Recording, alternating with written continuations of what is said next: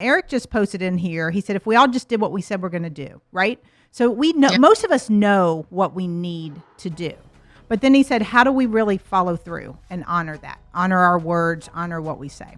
Like, because a lot of us, I feel like, know, like you knew that I don't want to put flowers here because I feel called to do this. So how do we, to Eric's question, how do we follow through and do that and make sure we're staying with what we need as opposed to, because it's easy to think I should do this, but a lot of people get that feedback and go, ooh, okay, but maybe I'll do that later. Well, the first thing you have to do, and this is what we're working with my clients, is if we're having issues with honoring what we know we need to do, then you got to ask yourself, why are you having issues? There isn't obviously an energetic block. There's a block there that's in the way of us not carrying through. Yep. Because if it's something that you know innately inside yourself, this is what I'm supposed to do. Yeah. And you're not doing it. Yeah. There's something energetically that's blocking that from coming through. So we have to look at what's in the way. Block. And that could be in any area, because I know, we've been working on the energetic blocks with me, but it can be in any area. It could be professionally, it can be financially, it can be relationally, and it's tough. The energetic blocks are really, we usually know what they are. Like for me, a lot of times it's fear. It's like, but because the way my brain works, I mean, I'm a strategist. So the way my brain works is let me play this scenario out for the next 37 years and figure out every possible road this could take. And then you start going, oh, but if, and then you get, like for me, I get scared. So fear, I know, is an energetic block for a lot of people to move forward with what, to honor their follow through with their commitments, right? What other energetic blocks are common? The funny thing is that the only one is fear. Oh, good. Okay. I'm not alone. You're not alone. You're either moving from two spaces within yourself. You're either moving from fear or you're moving from love. Okay. The places. Okay. That we're moving anything that we do. The energetic blocks can get very detailed. Yeah. Somebody's energetic block can be, I'm not enough. So that's why I'm not moving forward. And you may be a confident type of person. So I have clients that are super confident, type A personality. But when we get down to the nitty gritty of it, you just honestly feel that you're not enough. That I'm just not enough. So that, if you honestly feel that, then you will be blocking the things that you're trying to do. Yep. You may go this far, but you won't go that far until you start realizing that your very existence is proof that you are enough. But and that still goes back to fear. That still goes back to fear. I feel like fear and love, that makes sense. Fear, and I think it could be different.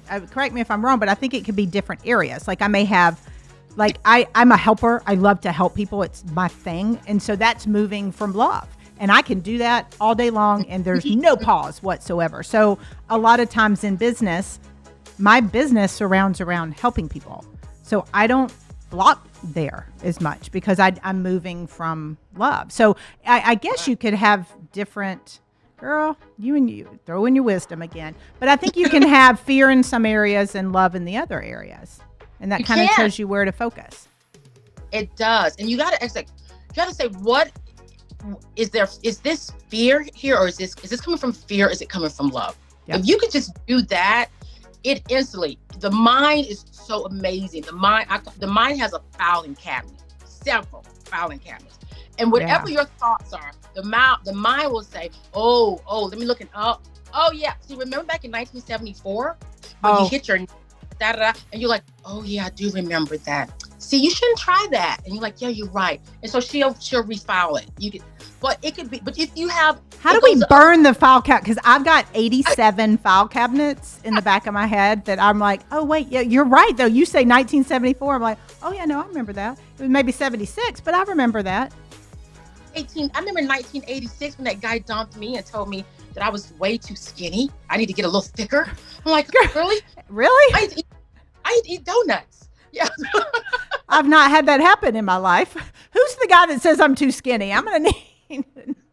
There are guys. But you're right though. They're people think. I mean, and it's true. You can distinctly remember things. people say. And it's, I wrote about that in my book. My dad one time, when I first dated my ex-husband, I like school. I was one of those nerdy kids, and I like to study, and I like all that type of stuff, and I love to read. And I blame Miss Gear, my third grade teacher, because and she usually watches. So if Miss Gear, that's your fault.